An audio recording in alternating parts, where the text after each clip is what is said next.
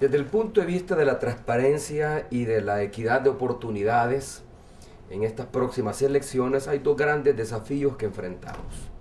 Uno son los medios de comunicación, el papel que juegan los medios de comunicación. No nos cabe ninguna duda que la mayoría de los medios de comunicación están controlados y dirigidos por la derecha.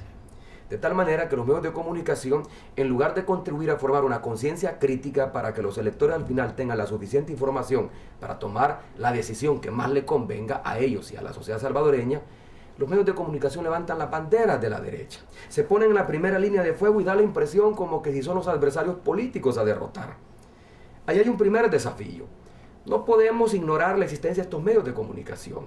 Tenemos que buscar formas alternativas de comunicación, apelando a periódicos, radios y televisoras, especialmente televisoras por cable, que operan en las regiones, que tienen una cobertura más reducida, pero que influyen mucho en la visión que se forman los salvadoreños y salvadoreñas de lo que puede pasar en el país.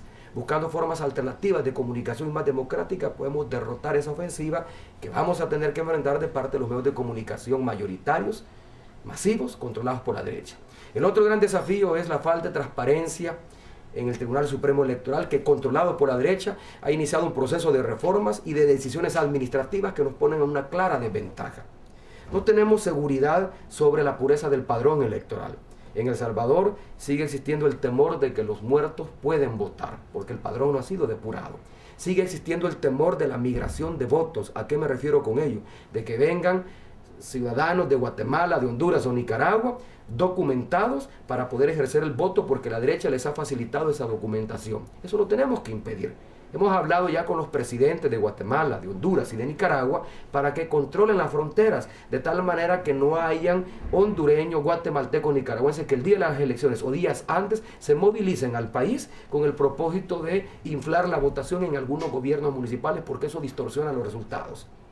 Pero también hemos hecho una denuncia a nivel internacional y estamos apelando a una observación electoral más activa y anticipada, de tal manera que no sea 1 o 2 días antes de las elecciones o el propio día de las elecciones que tengamos esta misión de observadores, sino que meses suficientes, con la suficiente anticipación como para que puedan hacer las recomendaciones pertinentes en materia de reforma a la legislación electoral o establecimiento de mecanismos de vigilancia que nos permita defender el voto. Por eso es que hemos visitado a la OEA, hemos visitado también al Congreso y al Senado de los Estados Unidos. Yo personalmente he estado en la sede del Parlamento Europeo pidiendo una presencia activa de la Comunidad Europea y del Parlamento Europeo, de tal manera que en la medida en que haya vigilantes, observadores, independientes, neutrales, pero con suficiente capacidad de ejercer una presión política sobre el Tribunal Supremo Electoral y sobre las autoridades actuales, podamos garantizar un clima de mayor equidad, oportunidad y sobre todo de transparencia en las próximas elecciones. Sí.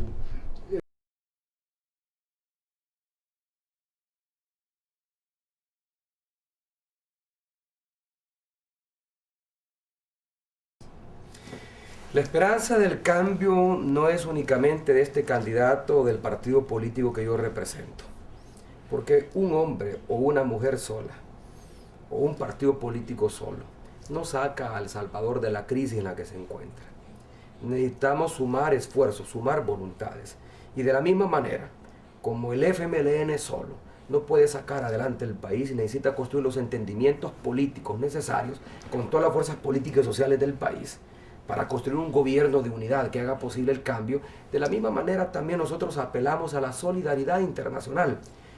Apelamos a todas aquellas fuerzas internacionales que creen en el cambio, que están conscientes de que un mundo es diferente, y para que un mundo sea diferente, para que otro mundo sea posible, necesitamos provocar transformaciones en aquellas sociedades que todavía están siendo castigadas por la desigualdad social, por la marginación, por la exclusión, por la pobreza, por el crimen organizado.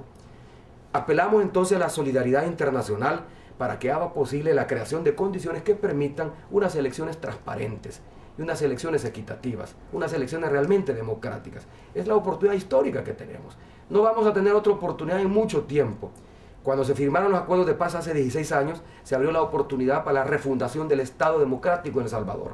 y se ha perdido esa oportunidad. No se ha refundado la democracia salvadoreña. Por el contrario, hay claras evidencias de retroceso en la construcción de la institucionalidad democrática que hubiera hecho posible la plena convivencia democrática en El Salvador. Ahora es una nueva oportunidad. De la misma manera como la tuvimos hace 16 años, cuando se firmaron los acuerdos de paz, hoy tenemos una nueva oportunidad para construir la institucionalidad democrática y poder tener un gobierno que permita hacer los cambios a los cuales ya no podemos renunciar. Hay otra dimensión de la observación que no es la de los gobiernos legítimamente constituidos, es la de las organizaciones de la sociedad civil, que también pueden ejercer no solo una labor de presión internacional, sino que de educación. Necesitamos que la sociedad salvadoreña esté educada en la defensa del voto. Más allá de eso, la garantía de construir ese clima transparente e igualitario, con igualdad de oportunidades para todas las fuerzas políticas contendientes, eso lo tenemos que hacer desde ahora. No esperar al día de las elecciones o semanas previas.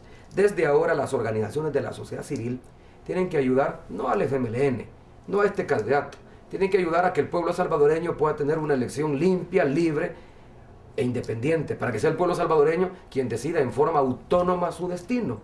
Ya no podemos permitir que las elecciones al final sean inclinadas la balanza a favor de uno u otro contendiente por la interferencia de fuerzas exógenas al proceso y que quieren definir el rumbo que debe de llevar el país. Los salvadoreños y salvadoreñas somos los que tenemos que decidir nuestro propio destino. Y somos los que tenemos la posibilidad de cambiar el rumbo que lleva el país, eligiendo autoridades que tengan la capacidad y la voluntad de introducir los cambios que el país necesita. Pero para ello, los salvadoreños y salvadoreñas tenemos que elegir un clima de libertades. ¿Y cómo favorecer este clima de libertades? Las organizaciones de la sociedad civil pueden ejercer esta presión y esta educación en materia de cultura cívica para que los salvadoreños y salvadoreñas podamos distinguir de toda la información que se nos va a proporcionar y que hay en el imaginario colectivo aquellos elementos de juicio que le van a permitir tomar una decisión de carácter racional y no emotiva.